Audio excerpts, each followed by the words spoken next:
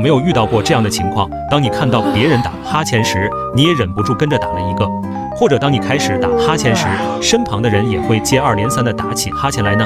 这到底是中了什么魔法？打个哈欠而已，怎么还传染呢？这背后有什么科学原理吗？打哈欠是一种自然而然的生理现象，它通常与疲劳、压力、劳累过度、缺乏刺激和无聊有关。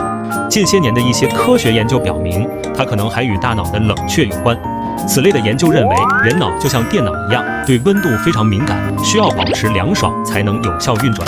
当我们打哈欠时，我们会吸入大量的空气，并将其送到鼻腔和口腔中。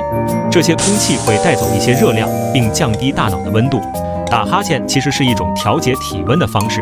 那么，为什么看到别人打哈欠，或者听到哈欠这个词时，我们也会想要跟着打呢？科学家们通过研究给出了2种可能的解释：模仿和移情。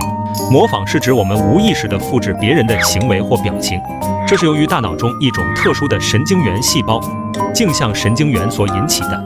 镜像神经元可以让我们在观察别人做某件事时，在自己的大脑中模拟出相同或类似的动作。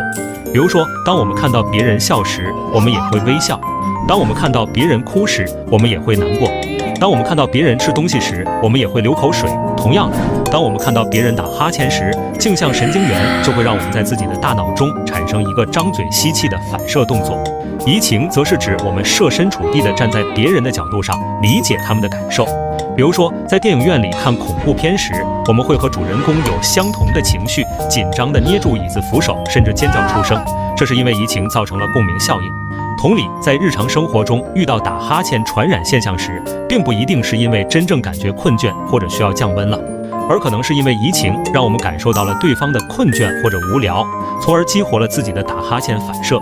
科学家们还发现，很多动物也会出现打哈欠传染的现象，比如说狗、猫、狮子、大猩猩等等。这些动物之所以会打哈欠传染，可能是因为它们也有一定的社会性和情感性，它们可以通过打哈欠来表达自己的心情，或者与同伴建立联系。当然，并不是所有的动物都会打哈欠传染，比如说鱼、鸟、爬行类等等。这些动物可能没有那么强的社会性和情感性，它们对打哈欠没有什么反应。然而，目前的科学研究还没有确凿的证据来证实上述的2种假设。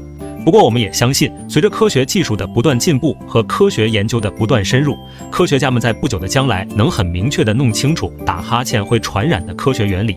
打哈欠传染是一种很有趣也很神奇的现象，也希望科学家们能早日揭开这人传人魔法的真实面纱。记得点赞、评论、加关注哦！